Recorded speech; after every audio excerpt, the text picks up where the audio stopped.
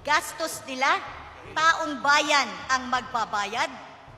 These companies charge the consumers various business expenses and have the people prepay for projects, some of which are already abandoned or yet to be fully implemented.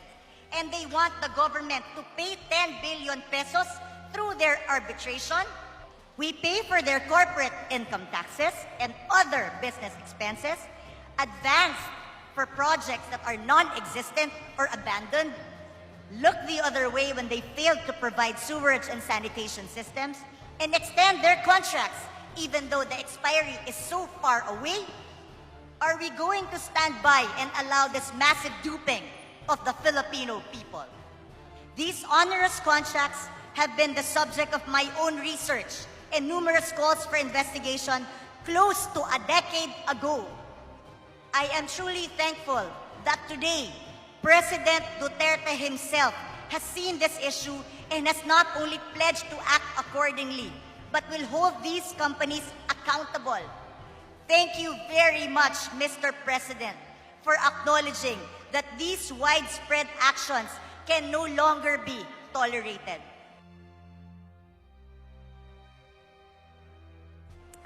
Way back in 2010, nandito rin po ako, nagsasalita din po ako, pero wala rin pong nakikinig. Pero ngayon, si Pangulong Duterte na mismo ang nakadiskubre nito. Kaya nagpapasalamat ako talaga sa ating Pangulo dahil napakalakas po ng political will niya talaga na labanan ang mga malalaking kumpanyang ito na matagal na pong pinadurugo ang ating mga mamamayang Pilipino. Naalala ko tuloy noong 2011, nung nag-privilege speech ako, ang daming gustong pumigil sa akin magsalita. Baka mamaya natakot ako, ngayon naman napipigilan po ako ulit. Mikropono na po ang pinapatay sa akin. Anyway, ulitin ko po. First, to consider that these concessionaires are mere agents of MWSS is by all means a farce. These companies are public utilities. No ifs and no buts about it. For those who insist on their status as agents of MWSS, you are responsible for allowing these companies to pass on business expenses and corporate income taxes that they should rightfully be paying all to the consumers. These include the outlandish and ridiculous provisions in the concession agreement to pass on to the consumers all legal and arbitration expenses. In 2018 alone, these two concessionaires sought to pass on to the consumers by increasing rates to cover corporate expenses such as donations, travel expenses, sports expenses, legal and arbitration fees, and corporate income taxes. Gastos nila, taong bayan ang magbabayad. Through this same agency treatment, these companies have abused the system even further, determining that the maximum 12% limit rate of return imposed on public utilities do not apply to them as they are mere agents. No wonder skyrocket na po ang kinikita nila. Ito pong resolusyon na hawak ko, resolution number 04006-CA na in-issue ng Regulatory Office ng Regulatory Office ng MWSS, ang tanging papel na nagsasabi na hindi sila public utility. Sinasabi nila sila ay mere agents. Kagagawan lang po ito ng isang technical working group na sila rin ang komposisyon nito. Kaya kayang-kaya po nating i-insist at i-demand na sila ay public utility company. This alone is a preposterous disservice to the country. However, as they often say on TV shopping shows, but wait, there's more. The government has bent over backwards in favor of these companies. The so-called innovation of the MWSS Regulatory Office in its interpretation of the concession agreement allowed the concessionaires to collect fees via the water tariff capital investment plans and programs that have not yet been implemented or for those that have already been abandoned. They were allowed to bill consumers for projects that to this day have yet to be fully implemented.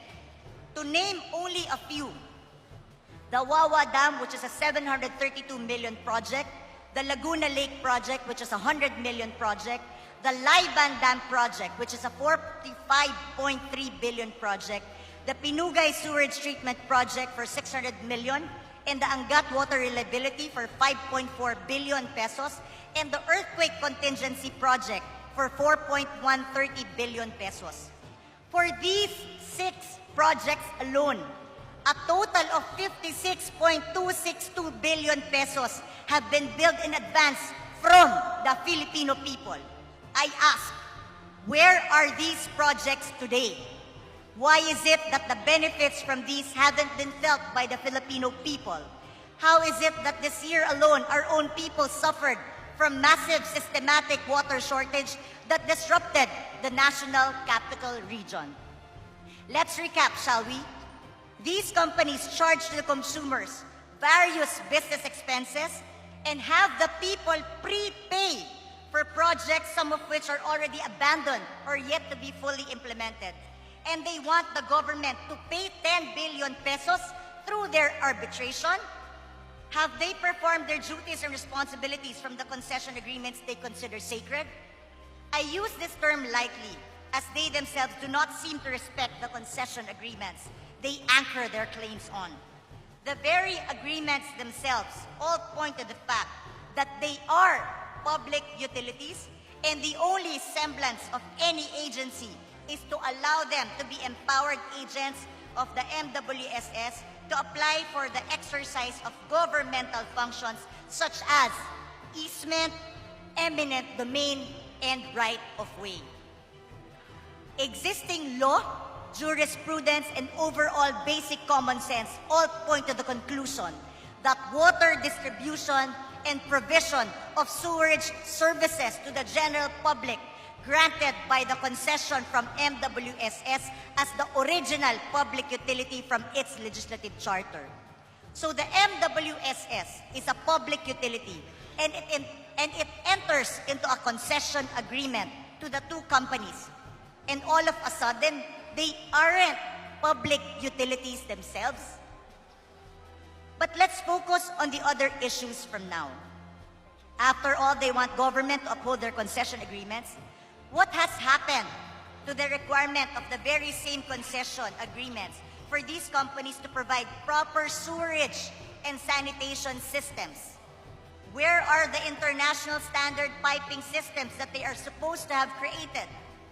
Ladies and gentlemen, my colleagues, these concessionaires, these companies are still using the drainage systems of the DPWH.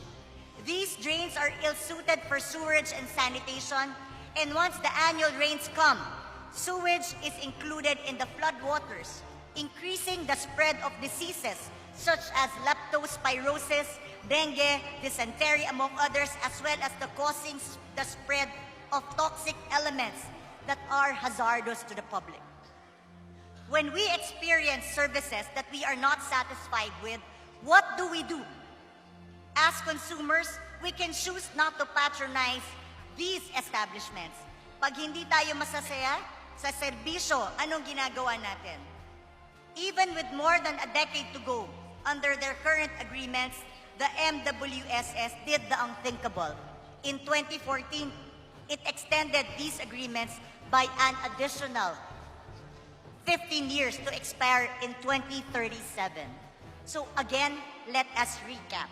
We pay for their corporate income taxes and other business expenses, advance for projects that are non-existent or abandoned, look the other way when they failed to provide sewerage and sanitation systems, and extend their contracts even though the expiry is so far away.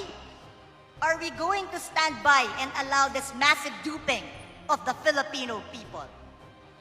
Beware the fury of a patient man, as John Dryden says. In this case, beware that of a patient woman. These onerous contracts have been the subject of my own research and numerous calls for investigation close to a decade ago. I am truly thankful that today, President Duterte himself has seen this issue and has not only pledged to act accordingly, but will hold these companies accountable. Thank you very much, Mr. President, for acknowledging that these widespread actions can no longer be tolerated. Now I call on my fellow legislators here in the House of Representatives and in the Senate. Let us expose these actions for what they are: a widespread swindling of the Filipino people and its government. Let us all unite and act for the benefit of our people, our constituents, who elected us to serve. Allow me to leave you with these words of Anatole France: justice is the means by which established injustices are sanctioned. I repeat, justice is the means by which established injustices are sanctioned. Let us all act to correct these injustices of the past once and for all. Thank you for giving me this opportunity. That first opportunity was on September 2011, and I here stand years later asking the same thing. Let us all act. And this is my call to action to my colleagues. Marami pong salamat, and may God continue to bless the Philippines and the Filipino people. Thank you, Mr. Speaker. Majority. At pahintulutan ba ng ating nakapagsalita ang ating kagalangan na Honorable Congresswoman Dina kung meron bang ilang katanungan hinggil Opo. sa privilege speech? Maraming salamat po. Sa mga nakaraang araw, talagang nakakabahala ang balitang lumabas na bunga ng Permanent Arbitral Tribunal sa Singapore na binabanggit na malaking kabayaran ang kailangan daw, may malaking obligasyon ang ating gobyerno hinggil sa naging desisyon ng tribunal na ito hinggil sa usapin ng hindi daw yung penalties regarding the rate rebasing of the concessionaires under the MWSS. Tama po ba yan na kagalang-galang na kinatawan? Mr. Speaker, kaya po sila tumakbo para sa arbitration dahil hindi po sila napayagan mag-increase ng presyo based on the rate rebasing. Dahil nakita ng MWSS, dahil din sa investigasyon natin sa Kongreso, na hindi nararapat ang increase ng kanilang rates during that time dahil marami silang nakolekta mula sa taong bayan na hindi pa nagagawa. Kaya we are holding them accountable, i-report sa atin nasa na ba yung mga perang binayad ng consumers. So dahil dyan, hindi natin sila pinayagan ng rate rebasing na mag-increase ng presyo. At dahil hindi sila pinayagan, tumakbo sila dun sa Court of Arbitration. Lagi po nilang panakot ito. Mula pa po nung 2003 na rate rebasing, laging panakot ito ng mga concessionaires. Pag hindi nyo kami ininkrisan, tatakbo kami sa arbitration. Hanggang finally, nung huli, nanindigan ang MWSSRO, hindi sila pinayagan mag-increase at tinutuo nga nila, tumakbo sila sa arbitration. At doon, sinasabi nila, ang laki daw ng lugi nila dahil hindi sila pinayagan mag-increase ng presyo. Pero kung titignan mo ang kanilang year-end statement, financial statements, napakalaki naman ng kinita ng 2 bilyonaryong kumpanyang ito. At ang price per share nila sa Philippine Stock Exchange have increased tremendously. Kaya hindi ko nakikita kung paano sila nalugi doon sa hindi pag-increase ng presyo. Kaya hindi ko nakikitang napag-aralan mabuti ng arbitration at palagay ko hindi tinignan ang mga libro nila sa claim na sila ay nalugi dahil hindi sila nakapagtaas ng presyo ng tubig. Maraming salamat po, Mr. Chair, Madam Congressman, sa inyong malinaw na pagpapaliwanag hinggil sa ano ba yung naging partikular na usapin na hinarap ng hindi lang ng gobyerno, sa totoo lang. Ito ay may epekto sa lahat ng mga mamamayang Pilipino sapagkat kung i-award yung sinasabing penalties ng ini-impose nitong permanent tribunal na ito, malaking kasingilan ang magaganap. At obviously, ang final impact niyan ay doon sa consumers.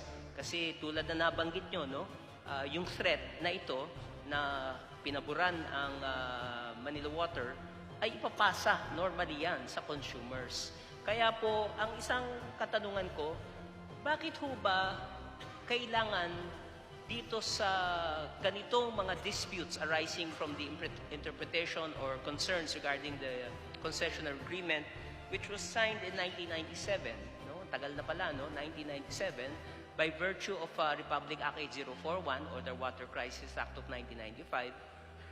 Bakit international tribunal? Bakit, ang pagkaintindi ko, ang MWSS, ang Water Concessional Agreement, ay dito sa ating bansa, sa Pilipinas.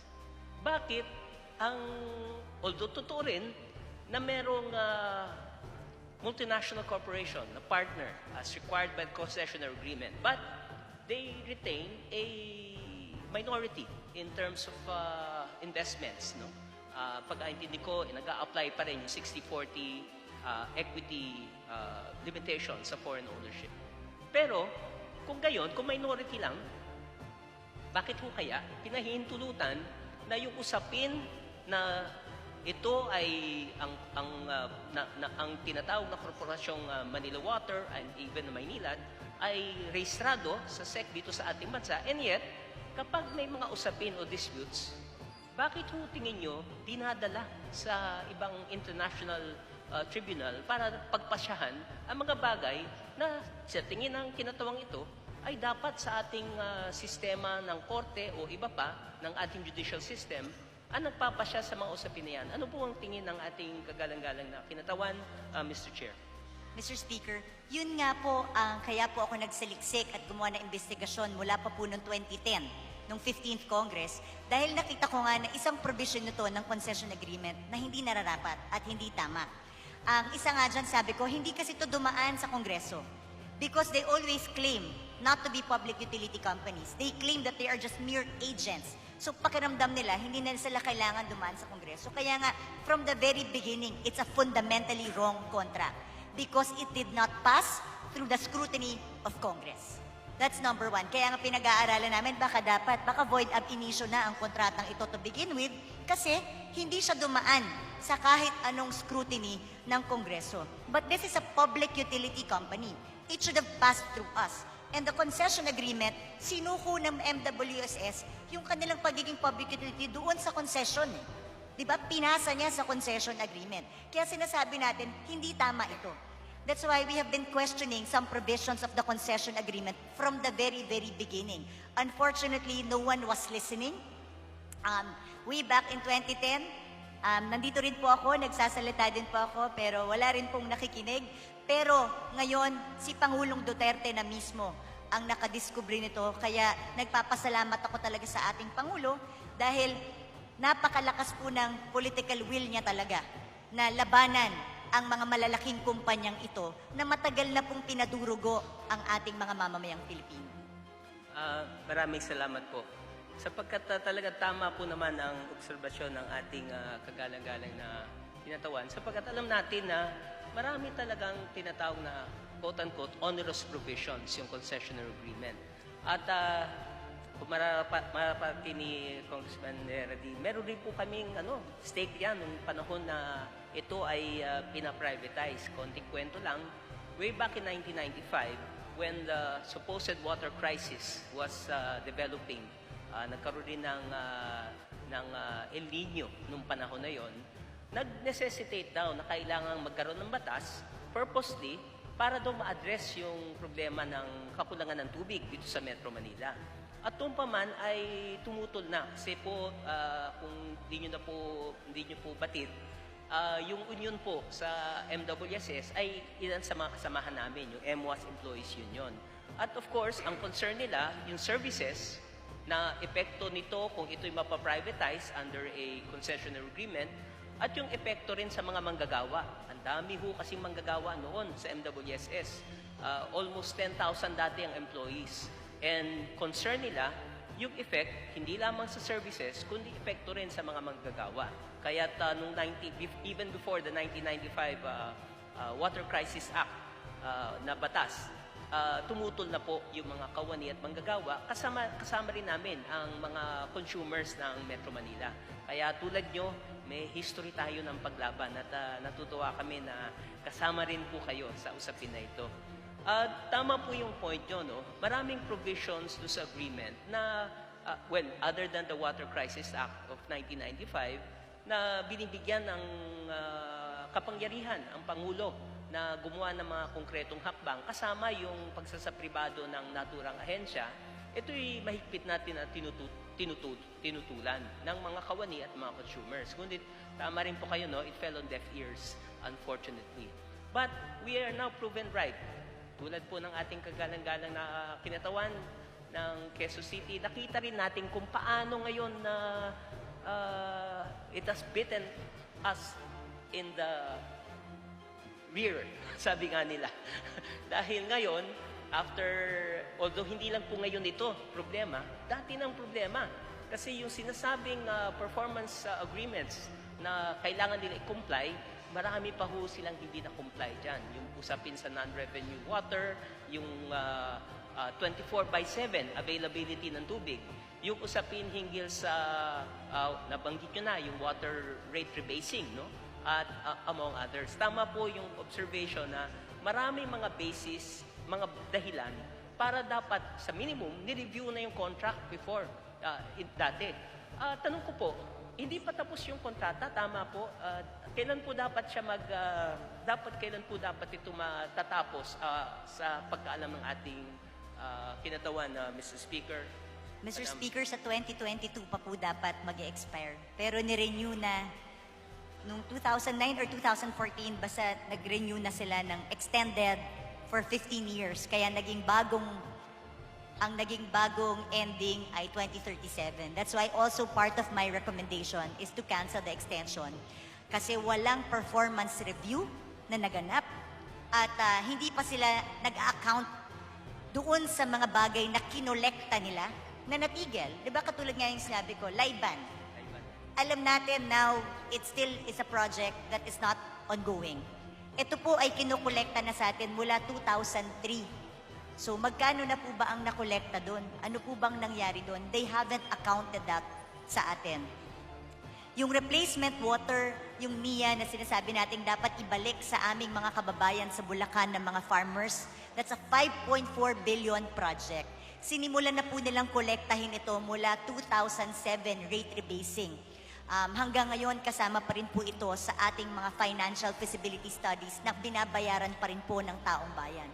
Ang tanong, na-bid out na po ito at may nanalo na yung Bulacan Bulk. So nasaan yung pera na binayaran natin? Bakit ibang tao na ang gagawa ng supply ng replacement ng tubig sa Bulacan? So they haven't accounted for that. At yan ang dahilan kung ba't ayaw natin silang payagan na mag-increase ng presyo until such time na mai-account nila sa atin lahat ng kinolekta nila na hindi naman natuloy ng mga proyekto. Salamat po, kagalang-galang ng Congressman.